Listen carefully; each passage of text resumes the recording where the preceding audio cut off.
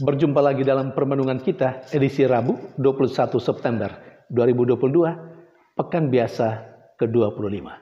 Hari ini pesta Santo Matius, Rasul dan penulis Injil. Bacaan-bacaan liturgi hari ini, bacaan yang pertama dari surat Rasul Paulus kepada jemaat di Efesus, bab 4 ayat 1-7, ayat 11 sampai 13. Dan bacaan Injil dari Injil Matius, bab 9 ayat 9 sampai 13. Rasul Paulus memberi nasihat kepada jemaatnya di Efesus, seperti yang diceritakan dalam bacaan pertama hari ini.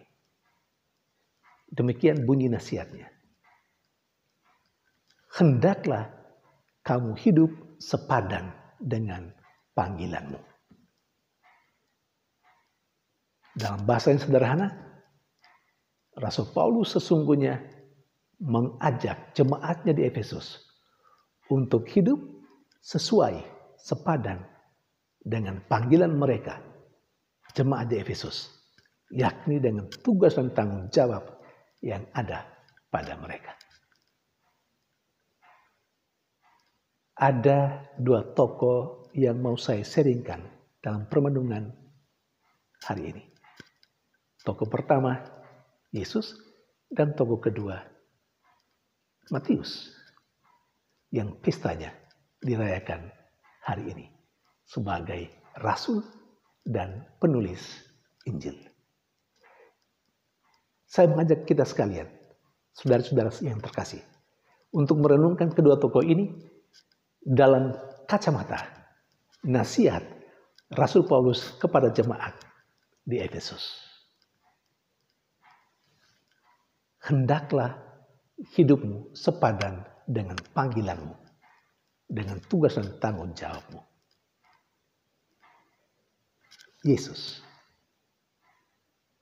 jauh sebelum Rasul Paulus memberi nasihat kepada jemaatnya di Efesus, supaya mereka hidup sepadan dengan panggilannya, Yesus telah melakukan semuanya itu. Hidup Yesus sesuai, sepadan dengan tugas dan tanggung jawab yang dia terima dari Allah Bapanya. Hidup Yesus sepadan dengan panggilannya. Kalau dalam bahasa Rasul Paulus, dalam bacaan pertama hari ini. Mengapa? Kehadiran Yesus menjadi tanda kehadiran yang sempurna dari Allah sebagai Bapa. Allah sebagai Bapa yang mempunyai keinginan untuk menyelamatkan umat manusia.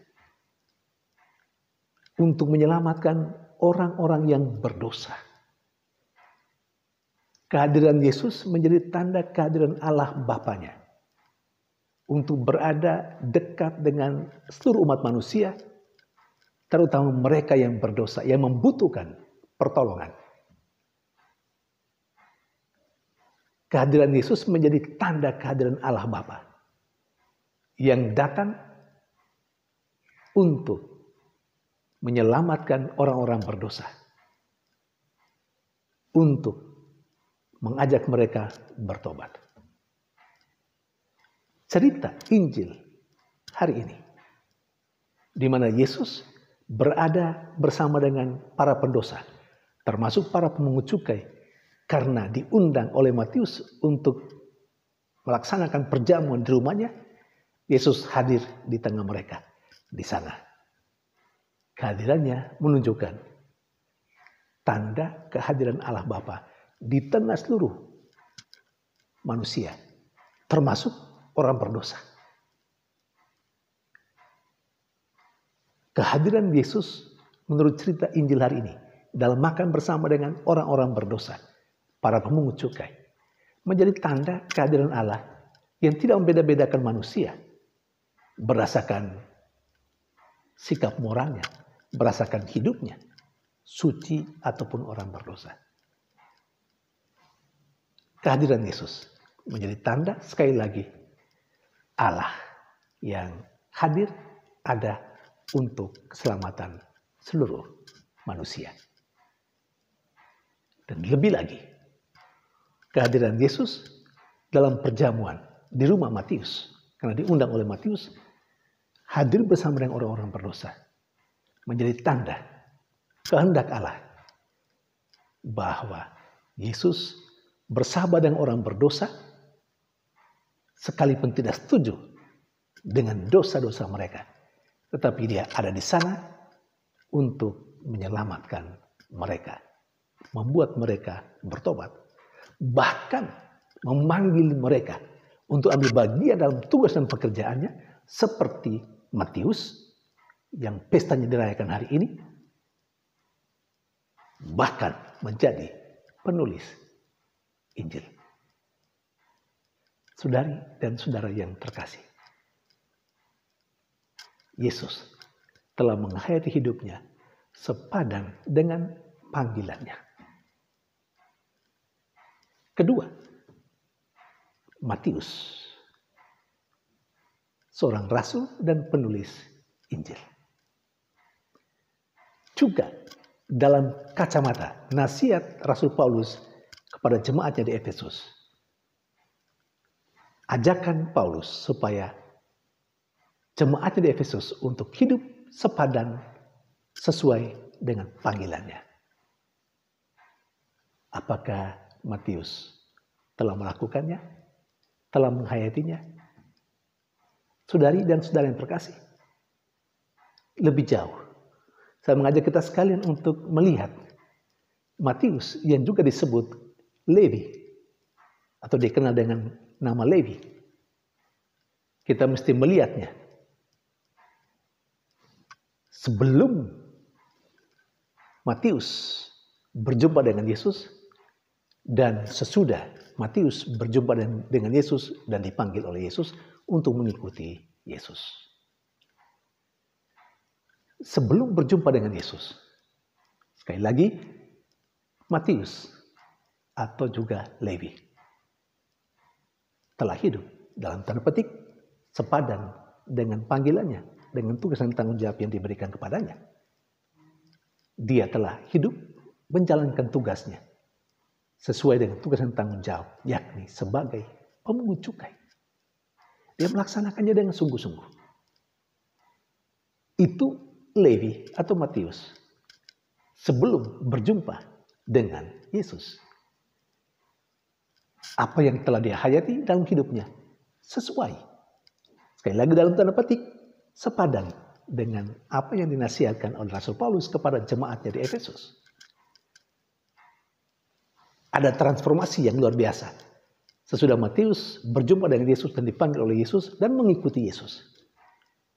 Dia meninggal profesi lamanya sebagai pemungut cukai.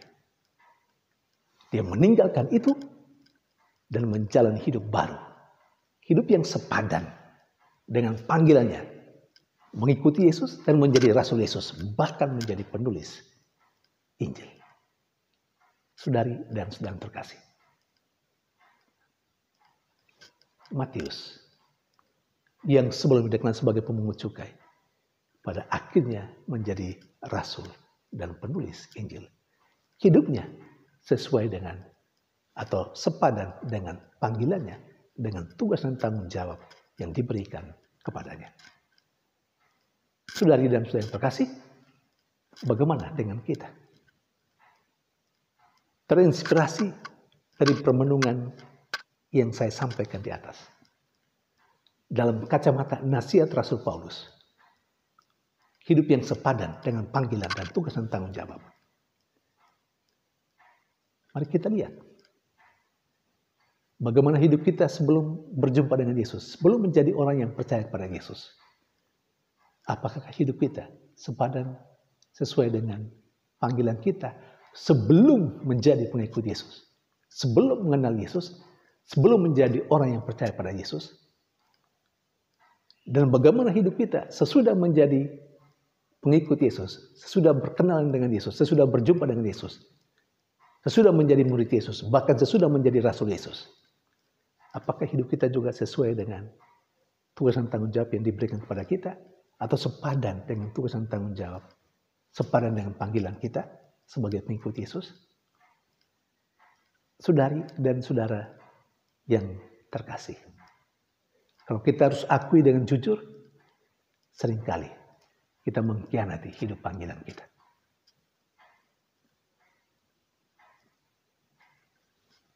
Jangan pernah putus asa.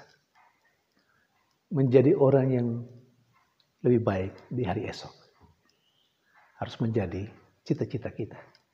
Sekalipun mungkin hari ini kita jatuh dalam dosa. Sekalipun mungkin hari ini kita gagal menjalankan atau menjalani hidup sesuai dengan atau sepadan dengan panggilan kita.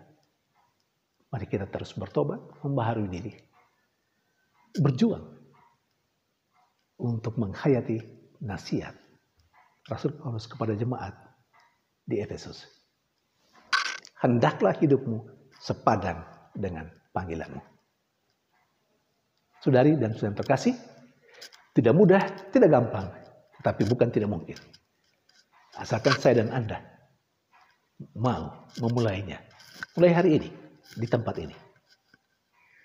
Kita pasti akan mampu melaksanakannya seperti Matius, Rasul dan penulis Injil, yang pestanya kita rayakan hari ini. Lebih lagi, seperti yang telah diteladankan oleh Yesus Kristus sendiri. Tuhan memberkati.